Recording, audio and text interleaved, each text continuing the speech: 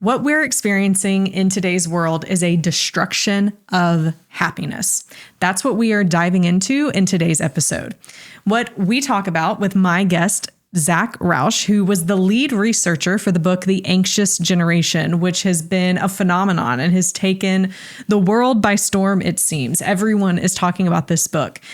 What we talk about is how our phones are our greatest distractions. And the thing that has led us to become more connected than we've ever been before is leading us to be lonelier, more anxious, and more depressed than ever before. And it's not just us as adults, it's our kids, and the effects are even more significant on our children.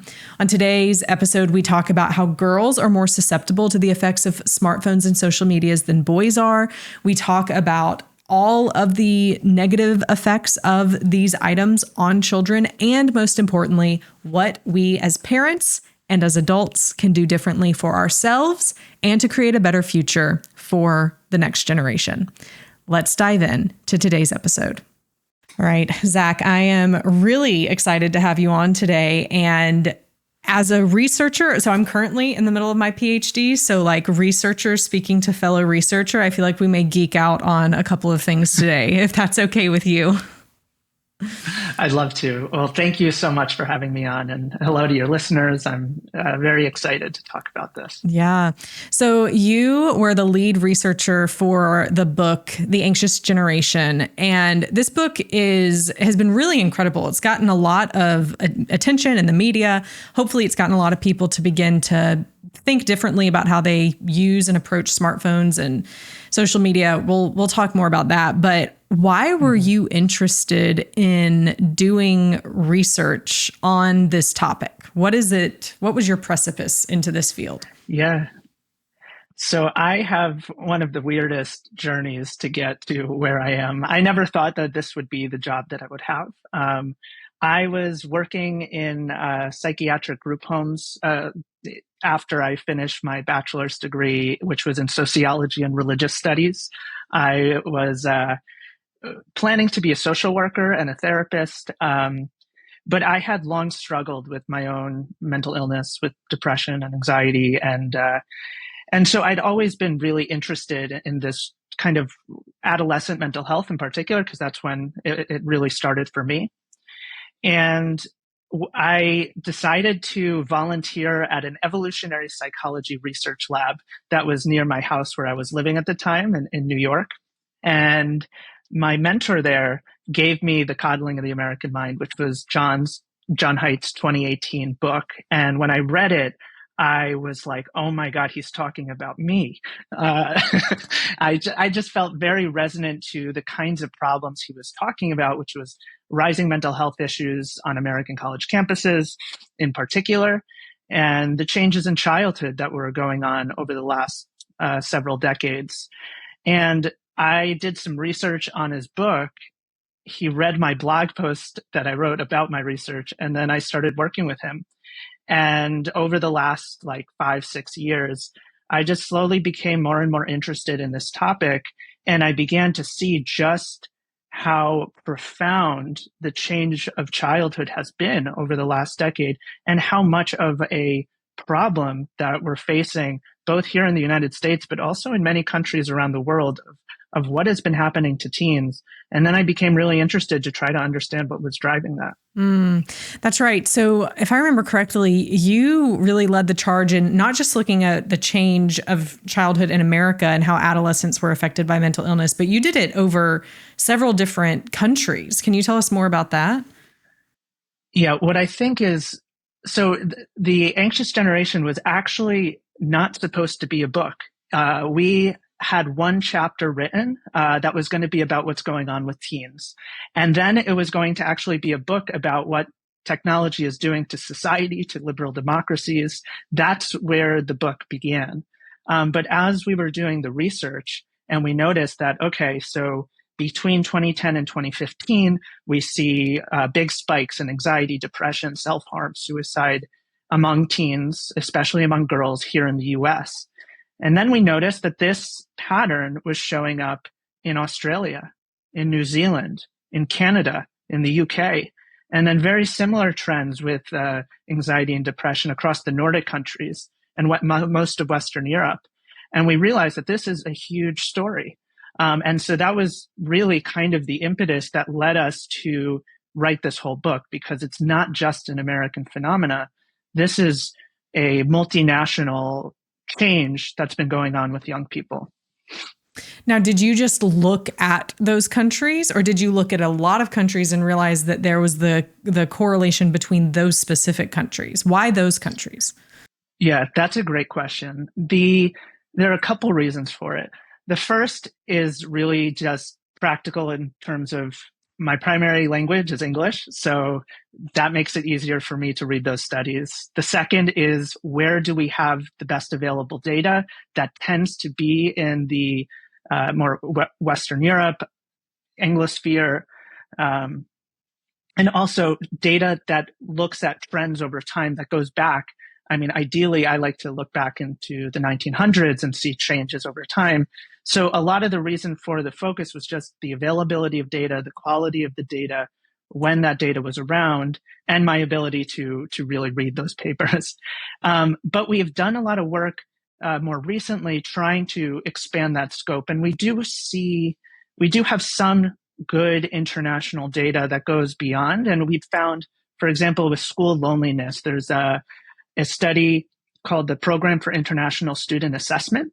And that's done every 3 years. And it's mostly about academic performance, but it has 8 items around feeling alienated, alone at school. And this is among 15-year-olds. And what we found is that average scores were pretty steady up until 2012, all around the world.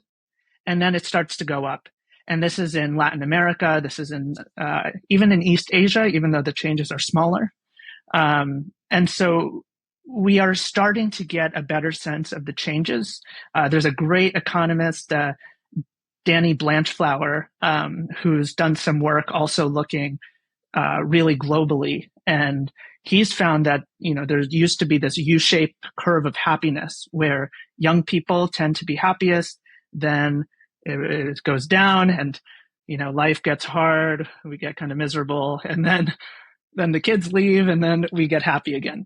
And he found that U-shaped curve has really disappeared in most countries around the world, where now young people consistently are the least happy. And so there's a question about when that changed, and we just don't have the data to go far back enough in many of these countries to know. But what we're seeing is a true international, maybe global phenomenon of kind of the destruction of human happiness when we're young. I'm taking notes because I'm sitting here like, this is a lot. So for the listeners, maybe they haven't read The Anxious Generation, we started talking about social media. So there's this book written, it's called The Anxious Generation. And clearly you were the lead researcher on it. And really what y'all sought to do was this, like you took these, as you said, you started with this Anglosphere, you saw these rates begin to change. And where did it come in? Like, so where in the hypothesis was, why are these things shifting and it linking to social media and smartphones? Yeah, great question. So I think that maybe the best way to illustrate this is to first lay out what our core thesis is. And then I can talk about at what point did this is more of John's journey into this process, because I came in a little bit later.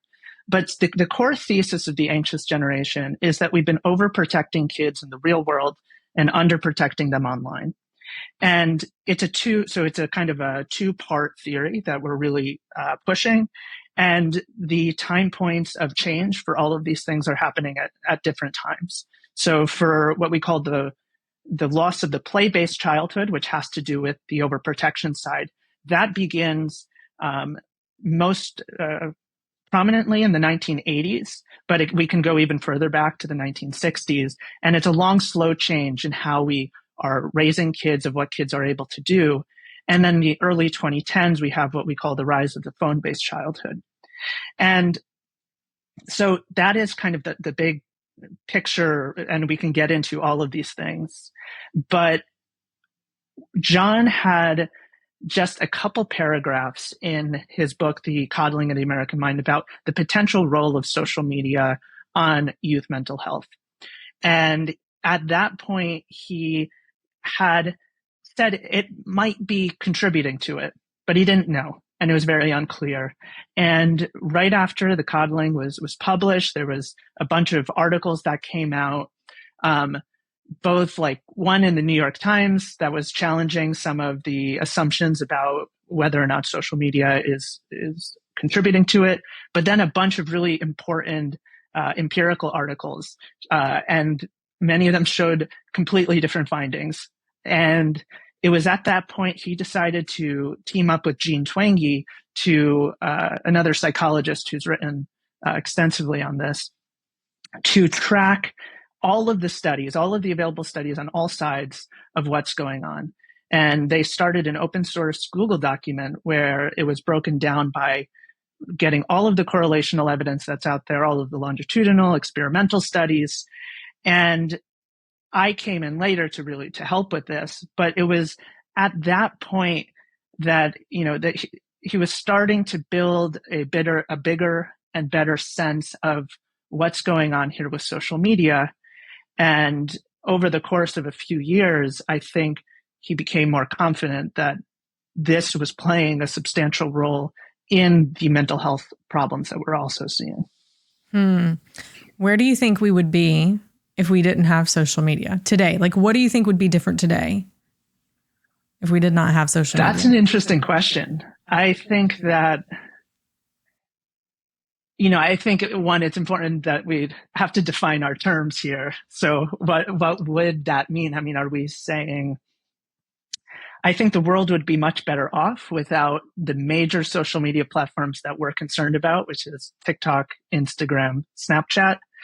I think that we would lose a lot if we lost things like YouTube. I think that and I love to talk about this, that there's a wide array of benefits and risks and trade-offs to each of the social media platforms. But I think that if teens and young people were not able to spend almost all of their time on these platforms every single day, I think we wouldn't have seen such a dramatic change in youth mental health rates. Our concern is not with social media per se, but it's the combination of having a smartphone with social media that allows companies to hook you in and use business incentives. And there's a whole attention economy driving this device that's in our pocket all the time. And it's that combination of smartphones and these particular social media apps which consume so much time and bring so much harm to young people. So that's really what we're concerned about. Let's dive into more of that. So what are the ways, what is the average age that kids are beginning to be on phones or on social media now? How is that affecting them? Is that affecting their development, their social development? What all is it affecting and how is it playing out? Yeah, so the average age of getting a smartphone continues to get younger. So now in the US, it's around, I believe, age 10. One of the most striking statistics I've heard on this comes actually from the UK. I haven't gotten the statistic here in the US, but it's just about 25% of 5 to 7-year-olds now have a smartphone, their own personal smartphone. So yeah, I know. I couldn't believe it. So what's happening is that we're getting these devices at younger and younger ages. I mean, that was just smartphones, but we also have tablets and iPads. There's, screens are saturating into early childhood. And with social media now, ideally, I mean, the rule is set that you have to be 13, but nobody follows that rule. It takes 2 seconds to figure out how to get around that. And what we know from the company's own reports is that there are millions of kids under the age of 13 who are using it. Our sense is that it generally begins in early middle school. That's when teens really start to move their social lives onto these platforms. But I don't have the specific stat there. And so to the question of what is social media doing and what are the mechanisms through which it's can cause harm or benefits, what we talk about in the book, so we have a chapter about how social media really impacts everybody, and then how it impacts girls in particular, because that's where we see the highest risk of harm from heavy use of social media is with young adolescent girls. And so just to lay them out, there is just an enormous opportunity cost. This is the most simple kind of harm, which is that the average teen is now spending 5 hours a day, every day on social media, just social media, not other entertainment screen use. And entertainment screen use, the average is between 8 to 10 hours a day. And it's even, the average gets higher for Black and Hispanic teens and low-income teens as well. So there's some socioeconomic disparities here. And when you're spending this much time, where does everything else go? How do you fit all of this? Well, everything else gets pushed out. And so we've been seeing, and we track this all in the book and also on our Substack, is time spent with friends in person, huge declines over the last decade. Time spent sleeping gets pushed out. Time spent being outside, getting sunlight, having hobbies, reading books. All of these things have been being pushed out. And all of that has huge implications on our ability to learn, to connect, to find meaning. And so that one feature of this, that we have products that are designed to be compulsive and to keep us on for longer and longer, that alone is a huge harm and a mechanism of harm. There's also, so related to this is social deprivation and sleep deprivation. So as those things get pushed out, kids are spending so much less time with each other in person, and we see a huge rise in teenage loneliness. And adults too. Adults are one of our report after report are finding that Americans are just incredibly lonely. And part of this is that we've shifted from having devices, so telephones, flip phones, that enable us to connect with each other, often with the goal of meeting up in person. Or if you're on a phone call, it's synchronous, it's with one other person. And then you shift that to a smartphone where the goal is no longer, I'm going to connect with someone in order to meet with them in person or to have an extended conversation. It's about, you use the platforms to stay on the platforms, and it's often with an audience of hundreds of people. It's more asynchronous. And it's really that change in how social life was moved. And it's not a sufficient replacement. And so there's a profound social deprivation happening. Sleep deprivation, we know that sleep is just absolutely essential for child development, adolescent development. Kids already weren't getting enough sleep as schools start really early. That was already a problem, and that's just an issue that's been exacerbated because the primary time that kids are spending a lot of time on their phones is in bed. And this is also when a lot of harms happen, is while you're in bed late at night. That's a lot of cyberbullying happens then. And just quickly, I'll just do two more, is attention fragmentation, which is just the fact that, I mean, this is for all of us. We get hundreds of push notifications every single day, notifications from texting, from news sites. And what this does is it stops us from being able to have sustained attention on one thing. We're terrible multitaskers. And so we're constantly task switching. We're switching from one activity to the next, from our phone to trying to read a book to looking at something else on the internet. And this makes it really hard for us to pay attention, to focus. And this is a lot of the problems that we believe are driving declines in student learning in school in particular. And then finally, the fourth one is the problem of problematic use, compulsive use, and behavioral addictions. And we could debate about whether that term should be, addiction should be used or not. But what we know is that these platforms are designed in a way to hook users. And there's about 10% of young people where their use disrupts the function of their daily life. So it disrupts their family relationships, school, and in particular, they show symptoms that look very much like withdrawal. When you take the device away, they become very irritable, they isolate more. And so that is another area of harm, that there is literally something happening to kids who are using it for many, many hours, and it's become something that they are truly dependent on. I feel like I just escaped as a teenager, specifically, like as an adolescent and teenager. I was just on the outskirt of this wave. So I was a little bit too old. I was like in middle school when AOL came out, like late elementary, middle. I had a flip phone in middle school and in high school, but didn't have a smartphone honestly till I was in my 20s. Because I also thought it was weird to have a screen that you touch. I was like, it's going to break and then it's never going to be able to be fixed. Like, I want buttons that I can actually press.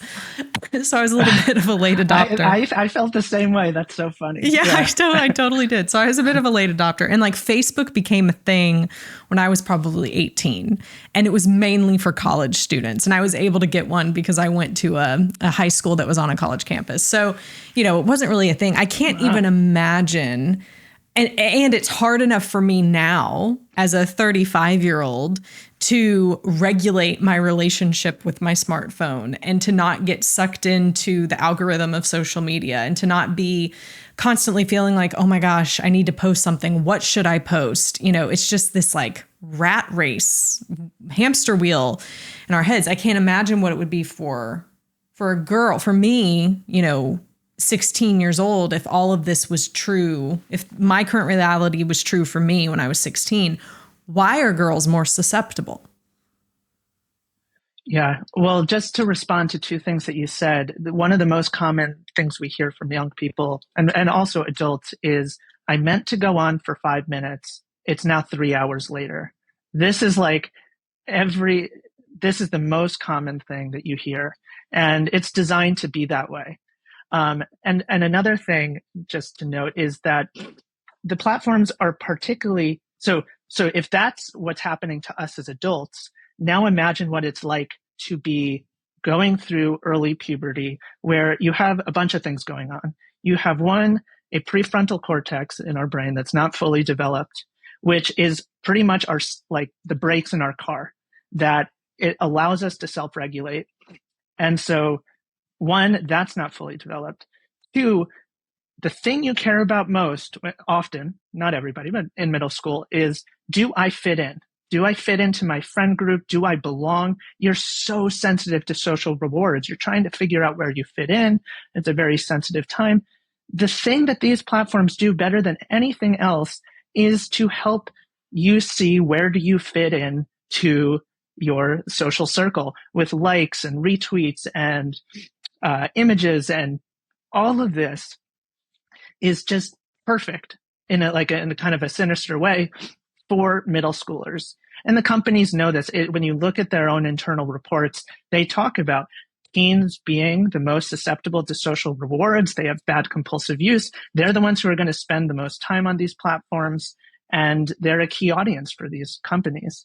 So I just think beyond boys and girls, this is happening to everybody, especially during this early period. Now, the question about with girls is a really interesting one. One very simple reason why social media tends to be worse for girls is just because girls spend so much more time than boys using social media. Girls have migrated their social lives more onto the visually oriented platforms like TikTok, Instagram, and boys have moved much more of their lives onto multiplayer video games. There's some statistic like 1 in 5 boys are spending more than 4 hours a day playing video games. And so if we want to understand what's driving different, or just the context that kids are living in, for girls, it's much more of TikTok, Instagram. For boys, it's more varied on different platforms. And then for girls, for whatever is driving this, visual social comparison is something that is very, very has a huge impact on girls' self-esteem, self-image, and the companies themselves know this. And so they build all these beauty filter apps. You build a platform that is designed in a way that takes advantage of our kind of inherent insecurities and also desires. And so you have these platforms that are just primed for negative social comparison. And so that's just one mechanism through which harm is happening. Another mechanism of harm is that girls, unfortunately, are much more likely to be for predation, sextortion, sexual harassment. These are things that happen to girls at extremely high rates on these platforms. There was a whistleblower report from this guy, his name's Arturo Bejar, and he found on Instagram that just about 15%, so 1 in 8 of 13 to 15-year-olds receive unwanted sexual solicitations every single week. Every week. And he describes it as the largest scale case of sexual harassment to have ever happened. So there are dozens of mechanisms through which it's harming teens, boys and girls, and happening in different ways. The last thing I'll just say is for girls, the way that aggression plays out between boys and girls on average is different. Boys tend to be much more physical, using physical violence if you get into conflict. For girls, it's much more relational. It's about lowering one's status, one's reputation, and one's friend group, a lot of gossiping. And social media facilitates that extremely well, while boys are more physical. And so that the change in how bullying happens radically changed during this period, because now there's a whole new suite of ways that essentially girls can bully each other. Do you think that these social media companies are intentionally trying to prey on the vulnerabilities? So what we know from their own platforms is that they know that this harm is happening. I mean, it's very obvious, and they're not doing much about it at all. So regardless of their intention, they are intentionally choosing not to fix their products in a way to make this safer, because it is possible. And there are many people, even within the companies, who have lots of great ideas about how to improve it. But down the line, essentially it's the profit motive. It's just not going to sell. And I think the one important framework to think about kind of the solutions, but also the problems that everybody is facing, is this concept of a collective action problem, where if you, at the company level, if any individual company decides that they don't want to target teens in the way that teens have been targeted, they're going to be at a competitive disadvantage to all of the other companies that are out there. And so nobody does it because nobody wants to be the only one to do this. And essentially, there is a reason why we like social media. It's not just that it's all toxic and bad, but we like it because it gives us pleasure. It's fun. It's entertaining. And there's all sorts of with anything like soda, things that are not great for us, we're drawn to it. And it's essentially saying let's have 10 soda companies, and one soda company is going to take away all the sugar. Well, what's going to happen is that company is going to lose out, and the ones that put in more sugar is going to get more people to use it. And this is the problem that we're in. The companies don't want to change, and users do migrate and use the platforms that are the most essentially addictive. And this is really why government really needs to step in here.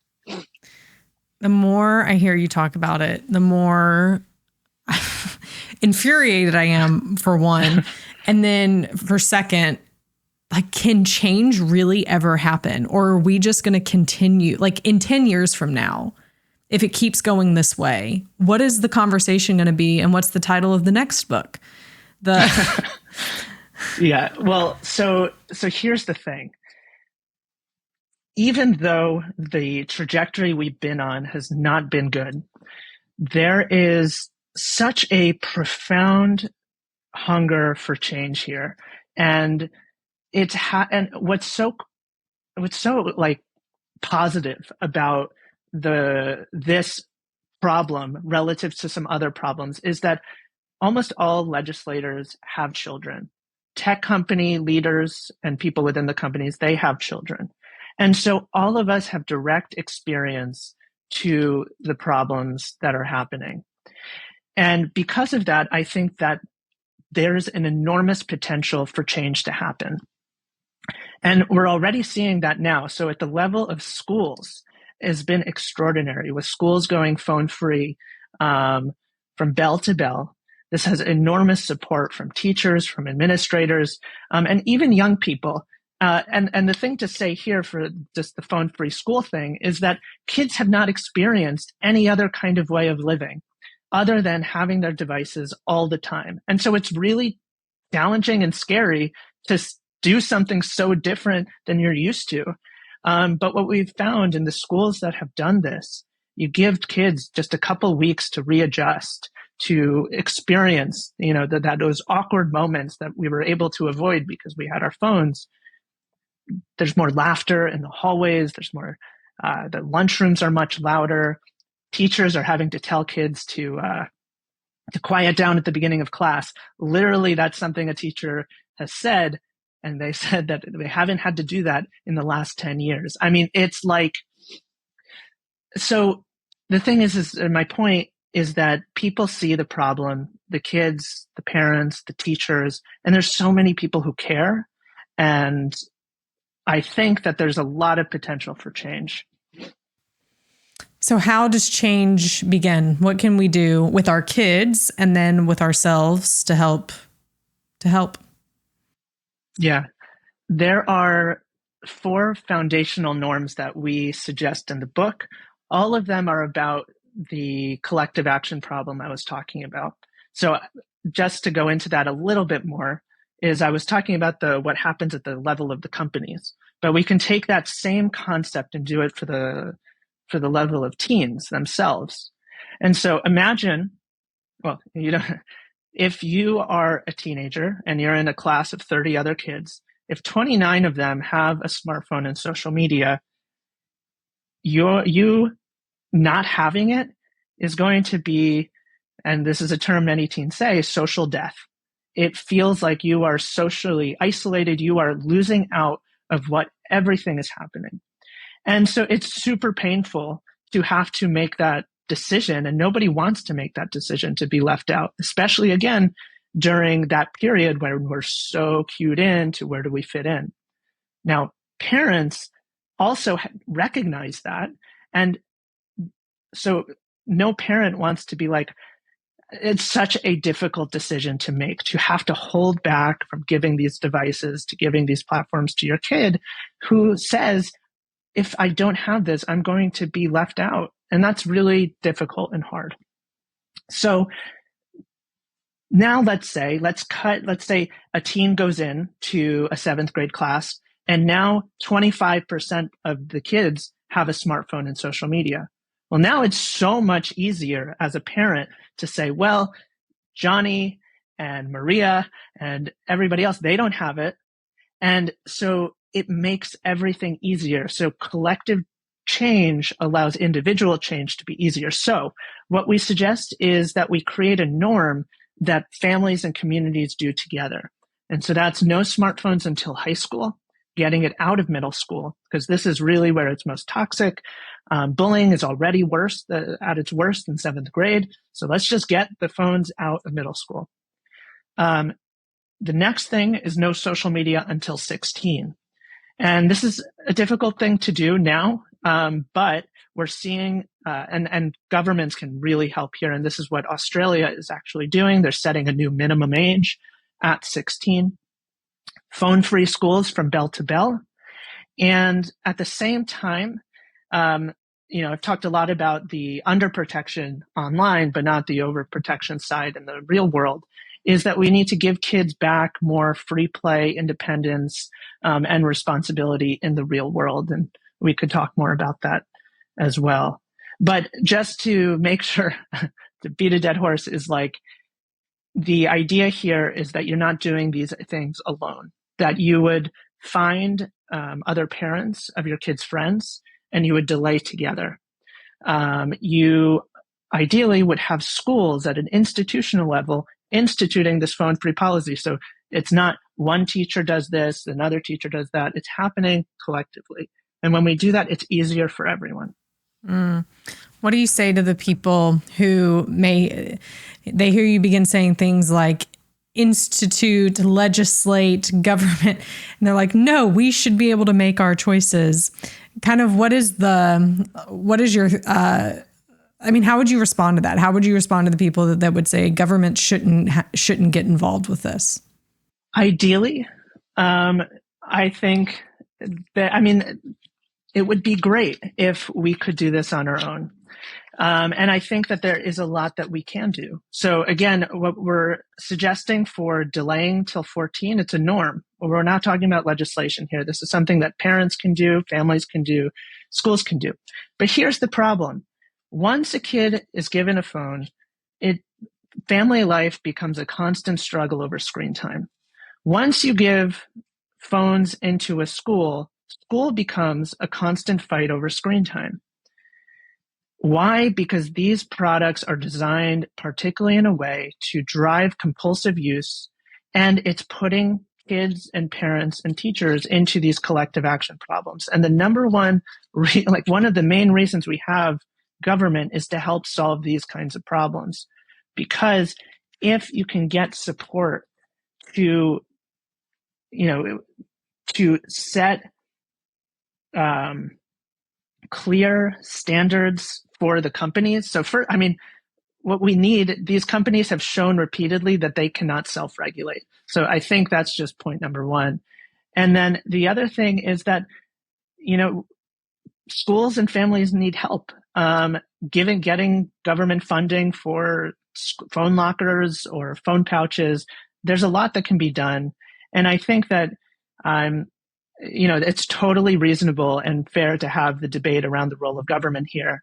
But I think there are some things that are just clearly needed to be done, because we're just going to keep going down the same path if the whole thing is that we need help. Yeah. Do you ever think that and I agree, like that it's the fact that 25% of 5 to 7-year-olds have a phone, and and the things that predators and how predators can target these kids online. And a lot of times parents don't think about it because they're like, well, they're safe here in my home. They're, exactly. They're not out on the streets. They're not running in the road. They're not, whatever. And we'll probably get more into that. But clearly something needs to change, and it's so addicting that we can't stop it ourselves. So a question I wanted to ask with this as well is, so many schools, like my kid's school, has given them all Chromebooks. Now, this isn't a smartphone and they don't have social media, but I feel like a lot of the same struggles exist because it's distracting. There's YouTube on it. My daughter is 10 and she cannot prioritize work. She's supposed to do her homework on this Chromebook, but she gets distracted with accessibility settings. She just wants to play with stuff on it. The accessibility settings are going to YouTube, and it's 20 minutes before she even starts the homework. So what about just that? Take away the smartphones. What about just screens in general? And should parents and schools also be regulating that? Yeah, that's a really good question. This is an area that we didn't talk much about in the book, in part because at the time we didn't know all that much about it. But this is an area that we've been really interested in. And if any of your listeners want to learn more, we have been publishing a bunch of essays on our Substack After Babel about educational technology and, the pros and cons here. I think you hit the nail on the head with the key problem, which is distraction.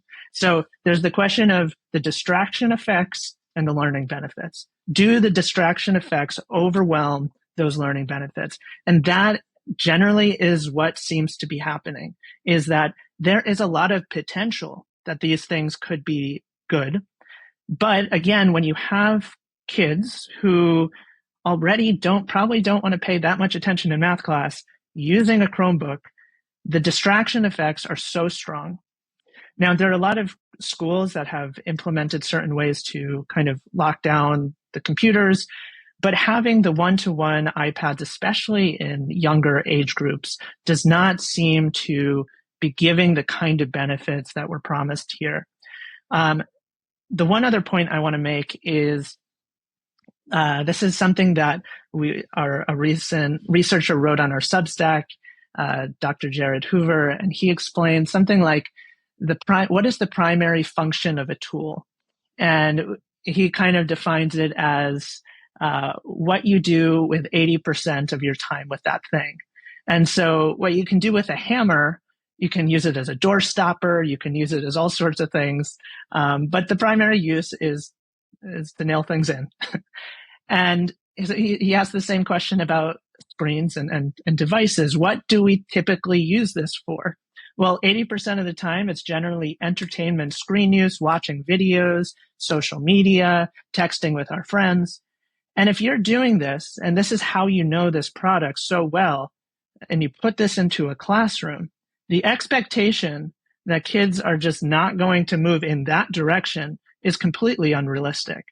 And so it goes back into there's potential, but the distraction effects and what kids are generally leaning towards doing with it pulls them away from the class. Now, there are cases where ed tech does seem to be really beneficial, but in general, the constant oversaturation of devices does not seem to be that helpful. So let's end on maybe the happy note. We know what we can do in terms of not giving smartphones until high school, not doing social media until at least the age of 16. I always like to say my kids are never going to have it, even when they're adults. But you mentioned play. So giving kids back a sense of independence and a sense of play. So maybe we've forgotten what this looks like. What's the best way for kids to play and have independence? Yeah. Well, thank you. Thank you for bringing this up, because this is part of the story that often gets left out just because there's so much to say. Just to lay it out there, humans are just like all other mammals, and we need to play a ton. And especially during early childhood, playing is the vehicle through which we learn to be part of our social groups, to learn the skills that we need. And play is this natural, intuitive thing that kids do to navigate their social circles. You learn self-governance. You learn all of the skills that you want kids to learn through this natural evolutionary process that they just do on their own. And one of the things that happened is that over the last few decades, we've really pulled kids away into highly structured activities that they're not kind of generating for themselves. School's gotten longer, and now we also have smartphones. And all of these things are blocking kids' abilities to have this kind of free play experience that so many people experienced growing up until the last few decades. And so we have a couple big suggestions here about what we can do about this. Just like with the problems with smartphones, there's also a collective action problem happening here, which is that, okay, 30 years ago, you open the door, the kids go out, and you say, come back when the streetlights come on. Well, that doesn't happen anymore. And if you are the only parent to do this, well, one, who's your kid going to play with? And this sounds just like a terrible idea. So what we need to do is, how do we solve this collectively? And one of the best places to do this is at schools. And what we recommend is that schools can implement something that we call, it's so simple, a Let Grow Play Club. And all that they would do is open up the playground an hour before school, an hour after school. And you just have, one or two adults there as lifeguards, not referees managing conflict. And you just let kids play, and you have a bunch of loose parts, of jump ropes, things that are out there. And it's extraordinary how beneficial these small things can do. So that's one thing. Another thing we would love to see is that schools expand recess. What we found is recess and lunch are like contracting together, and you have 20 minutes. So if we want to teach kids social emotional learning, bring back play in schools. So Let Grow Play Club, expanding recess. And the third thing is what we call the Let Grow experience. And so Let Grow is an organization, a nonprofit that John had started with someone named Lenore Skenazy, who wrote the book Free Range Parenting. And one of the things that is really difficult as well is giving kids independence. It's really hard to say, to tell kids, or really hard to trust kids to do things on their own because we're not as used to it. And so the Let Grow experience, the Let Grow project, is a homework assignment that schools give out to all the kids in the class. And they have the kids go home and they have to do something they've never done before on their own with their parents' permission. And what this tends to look like is going to the store to buy ingredients to bake a cake, or to walk the dog on their own.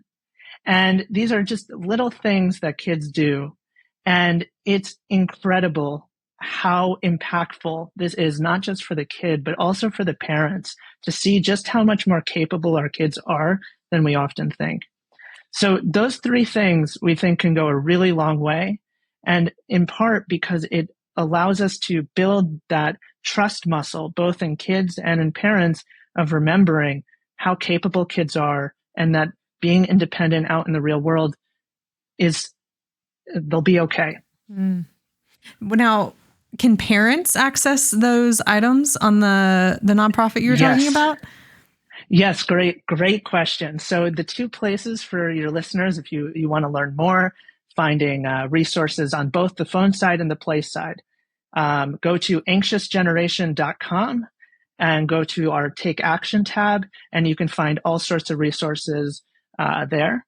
And then for Let Grow, you go to letgrow.org, and they have resources for play clubs, the Let Grow experience, and everything else that you might want to learn about on that.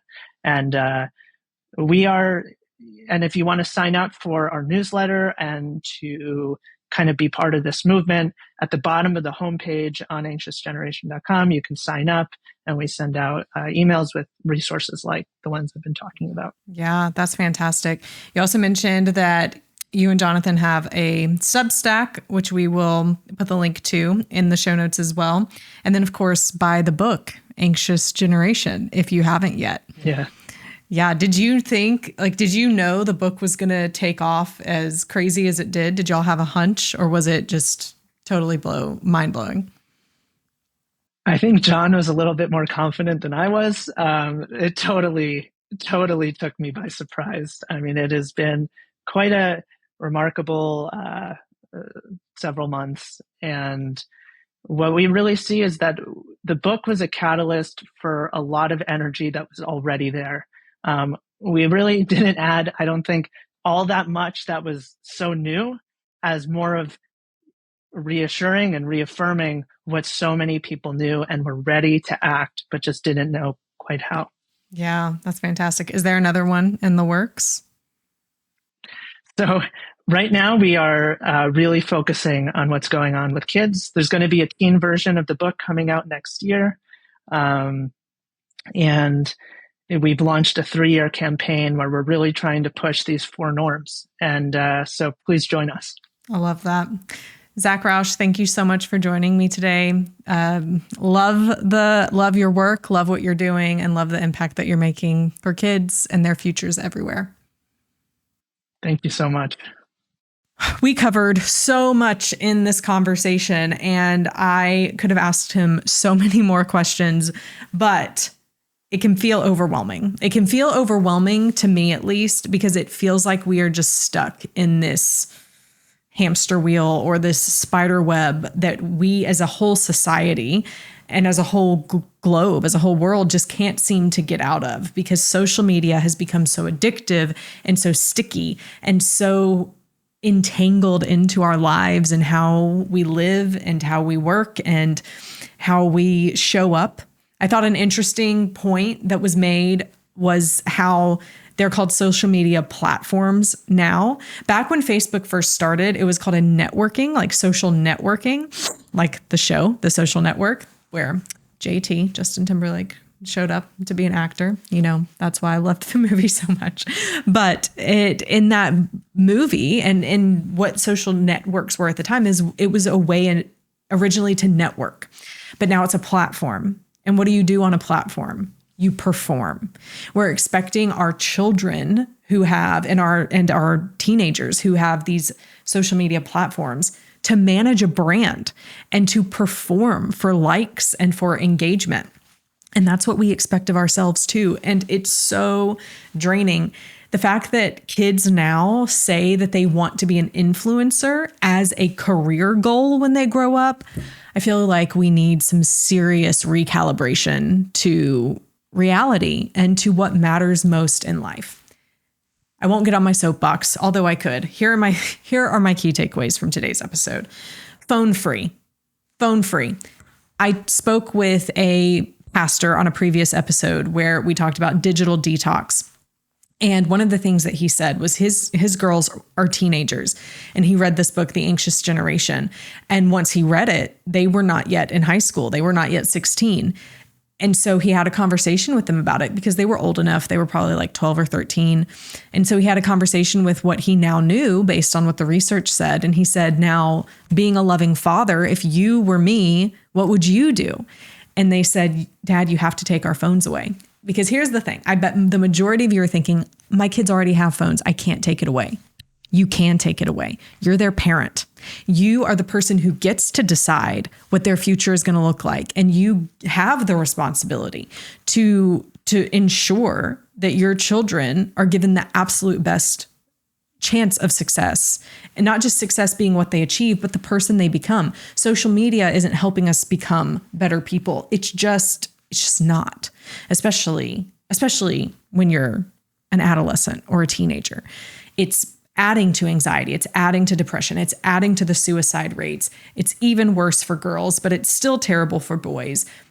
As a parent, me especially, like I have a responsibility to my kids to make sure they do not have a phone until they are at least 16.